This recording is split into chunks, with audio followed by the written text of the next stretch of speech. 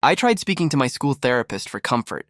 I never thought I'd be handcuffed to her bed. After my parents made me eat them out, I was traumatized. I needed someone to talk to. I would do anything to make them stop. I never would have imagined that reaching out to a therapist would make my issues even worse than before. What really hurt me was the lack of compassion on behalf of my parents. I still love them, so I didn't want to call the police and have them locked up forever. My father was completely bitter and cold-hearted, and my mother lacked all type of emotion. I'm surprised I didn't turn out to be a psychopath considering I was born into a family of them. My only option was my school psychologist. For her own privacy, we will call her Dr. Tanner. Like most junior high schools, a psychologist is always available on campus during school hours to assist any students in need of counseling, whether it is emotional, academic, social, behavioral, etc. To be honest, I have never seen any students talking with Dr. Tanner. Every day I would walk past her office on my way to the cafeteria and peek through her door's little window. She would always be alone in there working on some paperwork. I guess that most kids were too afraid to speak about their problems to an adult who was practically a stranger. I now understand the horrifying truth of why students weren't going to see her.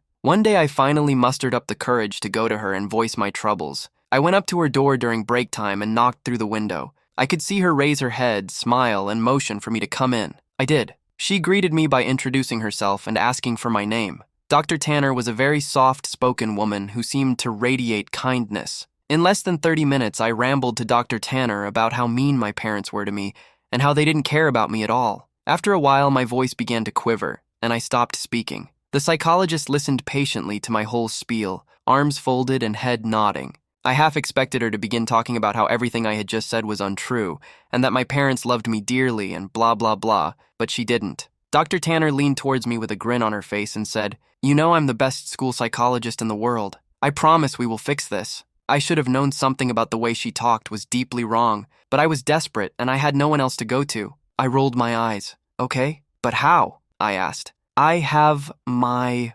ways," she replied. "I'm a woman of my word. I promise that within just 1 month the relationship between you and your parents will change for the better forever." After a brief pause, she continued, "Although I do need you to make me a promise. You have to promise me that you'll come back to my office after school tomorrow and that you won't tell anyone that we had this conversation today. It'll be our little secret." I promised. The following day, I returned to Dr. Tanner after school. It was around 4 p.m. when I entered her office. After a warm welcome, she asked me to have a seat in front of her desk once again. Upon sitting down, I watched Dr. Tanner close the blinds of the door's tiny window. There, she smiled.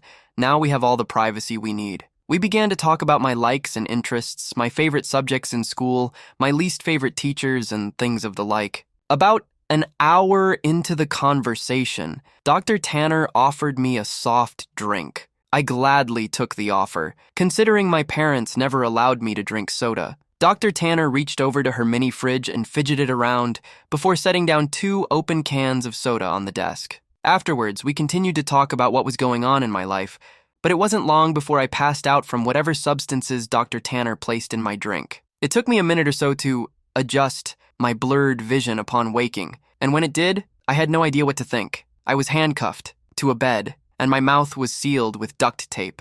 I immediately began to panic, squirming and tugging at the cuffs, but gave up soon after. My eyes widened in disbelief after looking around the room. There were posters of superheroes pinned up along the walls, and photographs of famous athletes on shelves. In the middle of the room was an old television and Super Nintendo with various game cartridges stacked alongside it. I didn't know what to think. Here I am in a room filled with items most kids would die to play with. I would have probably cried from joy hadn't I been handcuffed to a bed frame. My stomach sank once again as the door opened and Dr. Tanner walked inside. She sat down on the edge of the bed.